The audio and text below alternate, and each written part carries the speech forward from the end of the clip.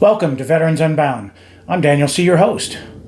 On today's show, we're going to talk about my favorite topic, traveling and retiring overseas. I think like many of you, traveling around the world with the military gave me the travel bug. I've been to Europe, China, Japan, Taiwan, Thailand, the Philippines, and several other countries. Traveling can be expensive, but if you save your pennies, you can knock off a trip or two a year off your bucket list. So please, stay tuned, and we will jump right into how you can start traveling to that country you've always dreamed about.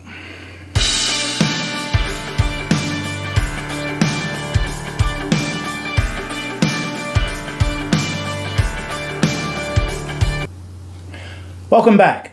I'm Daniel C., your host of Veterans Unbound. Please remember to like, share, and subscribe. Look, I'm not some sort of globe-trotting cajillionaire. I'm just like a lot of you. I'm retired military. But even if you're living on a government pension, if you plan ahead and save a little money, you can puddle jump around the world from time to time. Before you even think about traveling or retiring overseas, you need to get your passport. Currently, U.S. passports take 10 to 12 weeks to get. So remember, prior proper planning prevents piss-poor performance. Right now, a U.S. passport will cost you about $145. But for an extra $60, you can have the U.S. State Department expedite or rush it to you in about 3 days. Many countries require that you have at least 6 months left on your passport to visit. I recommend that if you have less than 9 months on your passport, renew it.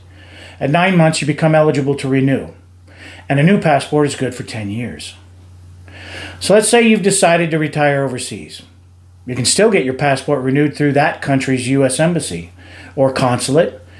It takes a little more paperwork and time, but it's doable. Plane tickets are probably the most expensive part of travel. But even then, you can shop around. Let's say you're going to visit the Philippines. As of this morning, by the way, happy Halloween, October 31st, 2020.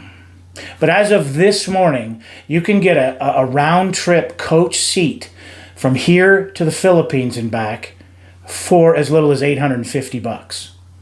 Or, if you want to travel in a little more style, for about $4,000, you can get a first-class ticket round trip. Just like in the U.S., hotel prices can vary. You can get a $5 a night stinky hipster bunk bed hostel, and I saw that movie, I know how it ends. Or you can spend over $200 a night and live like a weekend millionaire. On average, in many countries that I've stayed at, you can stay in an above-average hotel for about $25 a night. Food, drinks, and entertainment can be crazy cheap. For example, you can have a great meal in Thailand or let's say the Philippines and a couple of drinks. A meal and a couple of drinks for as little as $5. I have personally taken a 2-week vacation to the Philippines and spent less than $1,800. So you see, if you save your pennies and plan ahead, you can start popping smoke and begin the adventure. This is just a recommendation, but I suggest you pack light and just bring a carry-on bag. All you need is some t-shirt, flip-flops, and cargo shorts for the most part. I've had checked baggage that didn't make it.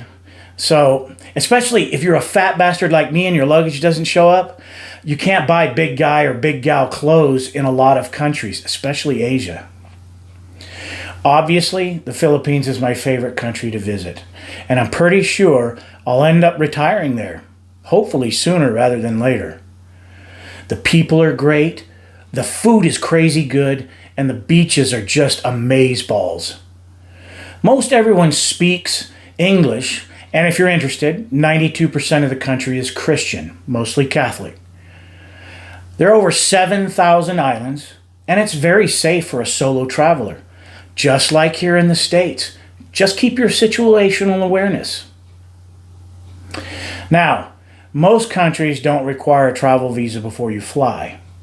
But go to the U.S. State Department website and check the country that you want to travel to see their visa requirements. So, you've made your plans, you've bought your tickets, you've reserved your hotel room. You've pulled the trigger, and now you just landed in paradise. You'll have to fill out some declaration forms to let them know that you don't have a pocket full of drugs or a suitcase full of dung beetles. When you get to immigration, just keep your mouth shut and only answer the questions you're asked.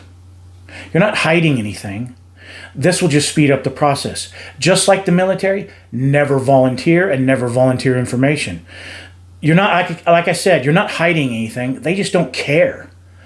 All they want to know is that you're on vacation. I'm going to use the Philippines as an example.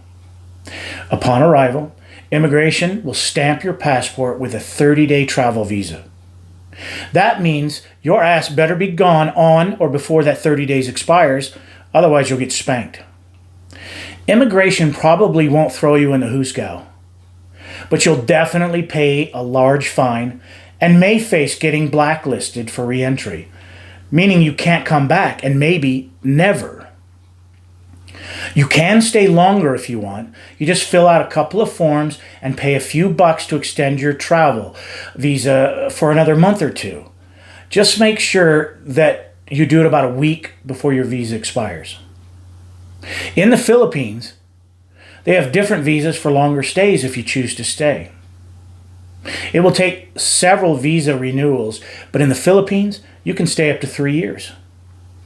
At the 3-year mark, you'll have to leave the country for 24 hours. You can take a quick, cheap flight to a nearby country, spend the night, then fly back in the morning. At this point, you can start the whole process over again for another 3 years. The Philippines Bureau of Immigration has many different types of visas. For example, marriage, work, school, and they even have permanent retirement visas. They even have a special resident retirement visa, or SRRV, for veterans. For $1,500 that's refundable, a veteran can receive a permanent visa to stay in the country.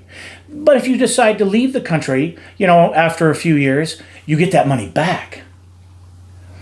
This is a great way for veterans to retire like a king or a queen in a beautiful country. Veterans have a special place in the Philippines. In 1898, the U.S. freed the Filipinos from the Spanish who enslaved them. Then again, in 1944, MacArthur and the U.S. military liberated the Philippines from the Japanese during World War II, which led to Filipino independence. Enough of that. Now you're a guest in a foreign country. You're a guest. Remember that. Being an American doesn't mean squat. Don't act like an ass. Treat those people with respect. So let's say you want to check out living in a foreign country. There is so much more we need to talk about going on that adventure. Things like banking, healthcare, selling your home, or storing all your belongings. What do you do about your mail? We'll get more into that in another show. So thank you for inviting Veterans Unbound into your home. Or if you're sitting on the commode at work taking a huge dump watching this video, thanks for watching. If you like the show, again, please like, share, comment, and subscribe. From one vet to another,